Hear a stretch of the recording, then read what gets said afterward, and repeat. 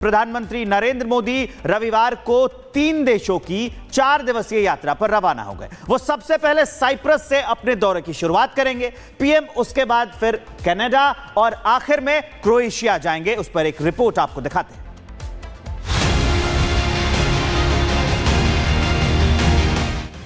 प्रधानमंत्री नरेंद्र मोदी रविवार को 3 देशों की 4 दिवसीय यात्रा पर रवाना हो गए हैं। वो सबसे पहले साइप्रस से अपने दौरे की शुरुआत करेंगे। पीएम उसके बाद फिर कनाडा और आखिरी में क्रोएशिया जाएंगे। विदेश मंत्रालय के मुताबिक पीएम 15 से 16 जून को साइप्रस में रहेंगे।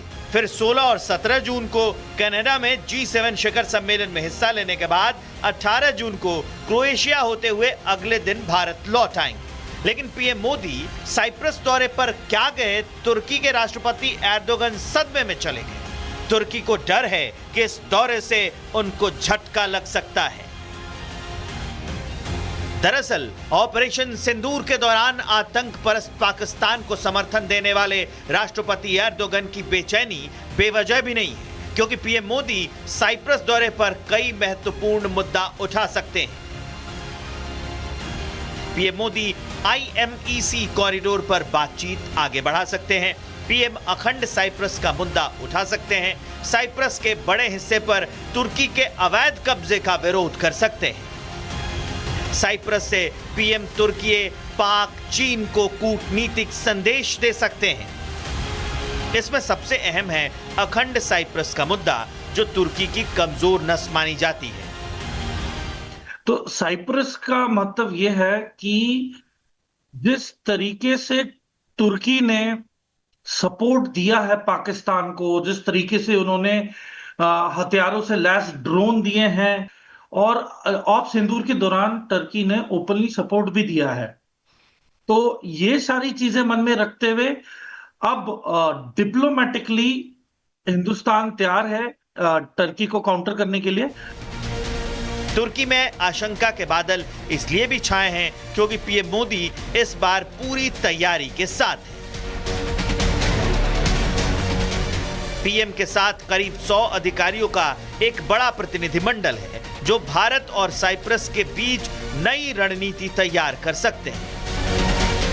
ऐसे में ऑपरेशन सिंदूर के दौरान भारत से गद्दारी कर चुके तुर्की को यह डर सता रहा है कि अगर प्रधानमंत्री मोदी ने साइप्रस की जमीन पर तुर्की के अवैध कब्जे का मुद्दा उठा दिया तो तुर्की यूरोप में बुरी तरह घिर जाएगा और उसे UN में जवाब देना मुश्किल हो जाएगा। ये जो अभी विजिट है, ये ऐतिहासिक विजिट है, और जिस समय पे हो रही है और बहुत ही हाई लेवल एंगेजमेंट है, तो आप समझ सकते हैं कि इसका महत्व कितना ज्यादा होगा। साइप्रस का महत्व इतना ज्यादा है क्योंकि देखिए, जिस तरीके से हम तुर्की को काउंटर कर सकते हैं वो साइप्रस के जरिए ही हो सकता है। आपको बता दें, साइप्रस और भारत का आपसी संबंध बेहद घनिष्ठ है। भारत साइप्रस के उन चंद दोस्तों में से शामिल है जिसने साल 1960 में स्वतंत्रता मिलने के तुरंत बाद ही साइप्रस को मान्यता दी।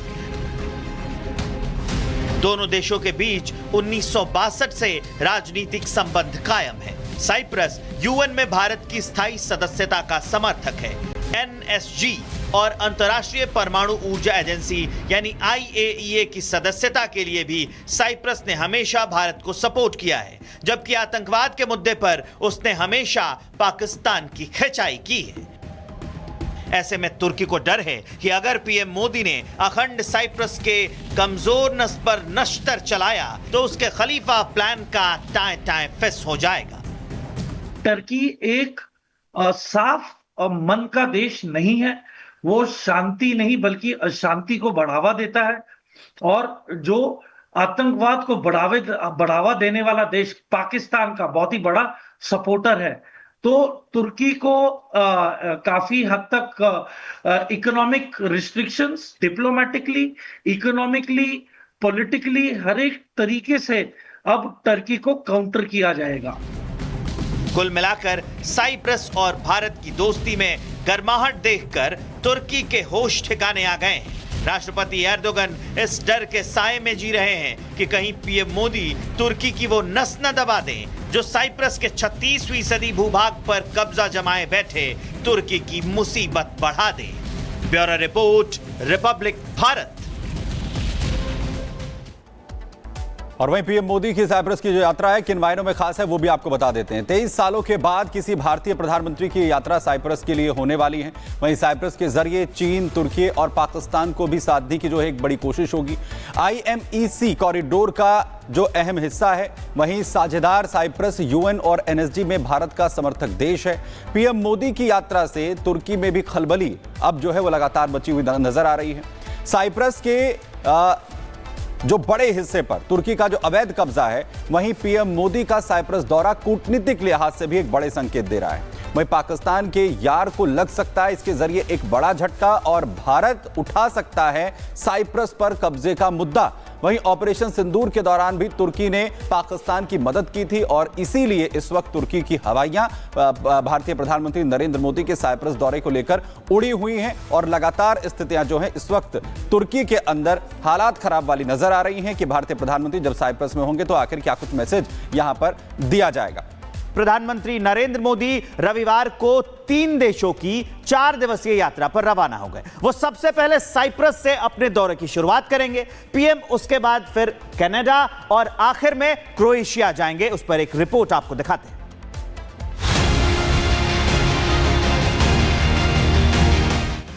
प्रधानमंत्री नरेंद्र मोदी रविवार को 3 देशों की 4 दिवसीय यात्रा पर रवाना हो गए हैं।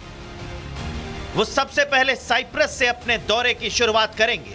पीएम उसके बाद फिर कनाडा और आखिरी में क्रोएशिया जाएंगे। विदेश मंत्रालय के मुताबिक पीएम 15 से 16 जून को साइप्रस में रहेंगे। फिर 16 और 17 जून को कनाडा में G7 शिखर सम्मेलन में हिस्सा लेने के बाद 18 जून को क्रोएशिया होते हुए अगले दिन भारत लौट आएंगे। लेकिन पीएम मोदी साइप्रस दौरे पर क्या गए, तुर्की के राष्ट्रपति एर्दोगन सदमे में चले गए। तुर्की को डर है कि इस दौरे से उनको झटका लग सकता है। दरअसल ऑपरेशन सिंदूर के दौरान आतंक परस्त पाकिस्तान को समर्थन देने वाले राष्ट्रपति एर्दोगन की बेचैनी बेवजह भी नहीं है, क्योंकि पीएम मोदी साइप्रस दौरे पर कई महत्वपूर्ण मुद्दा उठा सकते हैं। पीएम मोदी IMEC कॉरिडोर पर बातचीत आगे बढ़ा सकते हैं। पीएम अखंड साइप्रस का मुद्दा उठा सकते हैं। साइप्रस के बड़े हिस्से पर तुर्की के अवैध कब्जे का विरोध कर सकते हैं। साइप्रस से पीएम तुर्की, पाक, चीन को कूटनीतिक संदेश दे सकते हैं। इसमें सबसे अहम है अखंड साइप्रस का मुद्दा, जो तुर्की की कमजोर नस मानी जाती है।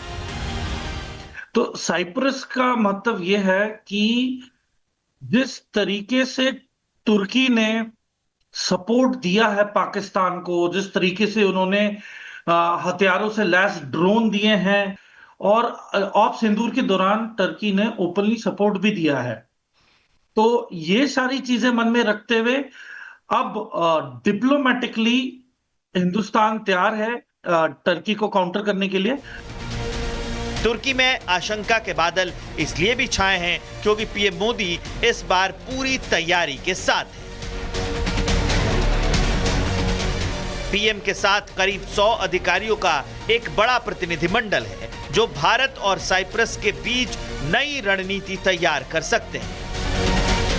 ऐसे में ऑपरेशन सिंदूर के दौरान भारत से गद्दारी कर चुके तुर्की को यह डर सता रहा है कि अगर प्रधानमंत्री मोदी ने साइप्रस की जमीन पर तुर्की के अवैध कब्जे का मुद्दा उठा दिया तो तुर्की यूरोप में बुरी तरह घिर जाएगा और उसे यूएन में जवाब देना मुश्किल हो जाएगा।